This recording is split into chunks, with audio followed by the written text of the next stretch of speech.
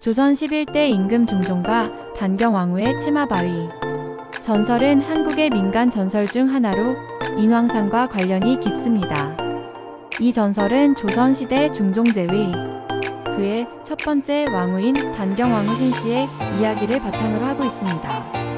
전설의 내용을 보면 단경왕후 신씨는 중종의 첫 번째 왕후였지만 중종 반정 이후 당시 자기 친정 아버지가 연산군에 도승지었었다는 이유로 폐위되었습니다. 그녀는 왕후의 자리에서 물러난 후 궁을 떠나야 했고 이 과정에서 인왕산 근처에서 살게 되었다고 전해집니다. 전설에 따르면 그녀가 인왕산에 올라가 왕을 그리며 슬픔에 잠겨 앉아있던 중 그녀의 치마가 바위에 닿아 바위에 자국이 남게 되었다고 합니다. 이 바위가 바로 치마바위로 불리게 되었습니다. 치마바위는 단경왕후의 슬픔과 한을 상징하는 것으로 여겨집니다. 그녀는 연산군을 내쫓고 중종을 왕으로 추대했다는 대신들의 농간으로 허수아비나 다름없던 남편 밑에서 조강지처였지만 이른바 공신으로 정치적 실권을 차지한 공신이란 자들이 단경왕후의 아버지가 연산군의 도승지였었다는 이유로 왕후의 자리에서 쫓겨나야 했는데 이는 당시 여성들이 왜 정치의 제물이 되었는지 그녀가 겪어야 했던 고통과 억압을 대변하는 이야기로도 해석됩니다.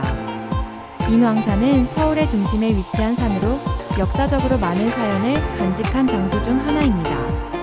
어쨌든 단경왕후 신씨는 중종의 첫 번째 왕후였지만 중종 반정 이후 그녀의 가문인 신씨 아버지가 연산군이 도승지였다는 이유로 폐위되었습니다. 신씨 가문이 중종 반정 때 단경왕후 아버지인 신수군이 당시 연산군의 도승지였었는데 연산군의 죽은 어머니인 윤씨의 친정어머니인 신씨자반 사람으로서는 잘 알려져 있지는 않지만 폐비 윤씨의 어머니 신씨를 궁궐로 불러들인 연산군의 외할머니가 신씨였음은 분명합니다. 연산군에게 가져왔던 신씨. 할머니가 가져온 소품을 연산군이 금삼을 열어보라 하였지요. 이때 연산군이 외할머니인 신씨는 상감 마마하면서 신씨 할머니는 고개를 숙여 섭게 울었지요. 신씨 할머니는 상감 마마께서 몸소 열어보십시오 하자 연산군은 그 옷자락을 열어봅니다. 연산군은 피 묻은 자기 어머니 윤씨의 옷을 보게 되면서 대성통곡을 합니다. 드디어 연산군은 이때부터 이를 버리고 맙니다.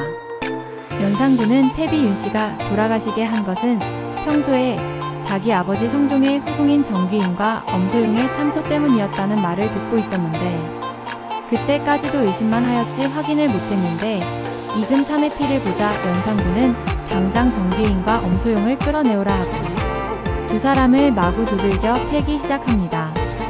연산군은 화가 덜 풀려 이 두 후궁의 친정 부치들도 모조리 변을 당했지요.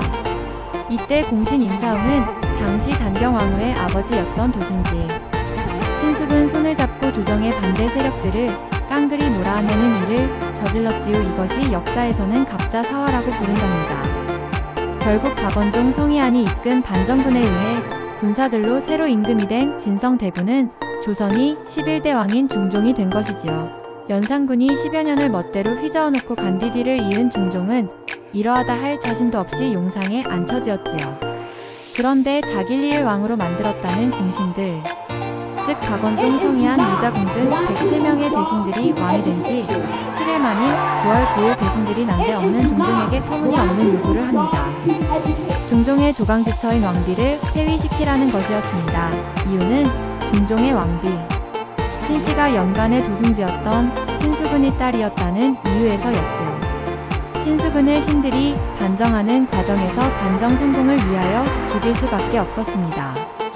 그런데 신수군은 이미 역적이 분명하니 역적의 딸인 왕비를 그대로 둘 수 없습니다.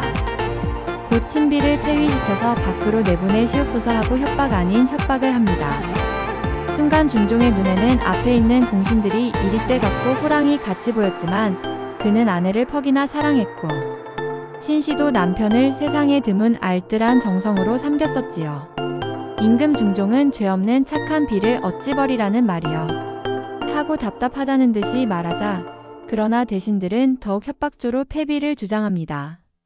이 소식을 들은 신비는 눈치도 빠르고 어진 아내로서 남편 중종의 장래가 무사하기를 빌며 아무 말 없이 왕비 자리를 내어놓고 대궐을 떠나고 말았지요. 물론 때를 놓칠세라. 공신들은 자기 딸을 왕비 자리에 앉히려고 경쟁을 벌여집니다. 어쨌든 인왕산은 이런 젖설을 갖고 서울의 북쪽에 위치한 산으로 경복궁이 한눈으로 내려다 보이는 곳으로 중종은 조강지처 신씨를 그리며 대산들의 눈을 피하여 경회로에 나와서 조강지처인 단경왕후를 그리면서 인왕산 치마바위를 가끔 어전에 나와서 인왕산 치마바위를 바라보았다고 합니다. 하여간 치마바위는 인왕산의 한 부분으로 이 전설을 통해 산의 역사적, 문화적 의미가 더욱 깊어졌습니다. 이 전설은 단경왕후의 슬픔과 한을 기억하는 동시에 인왕산의 문화적 가치를 높이는 역할을 하고 있습니다.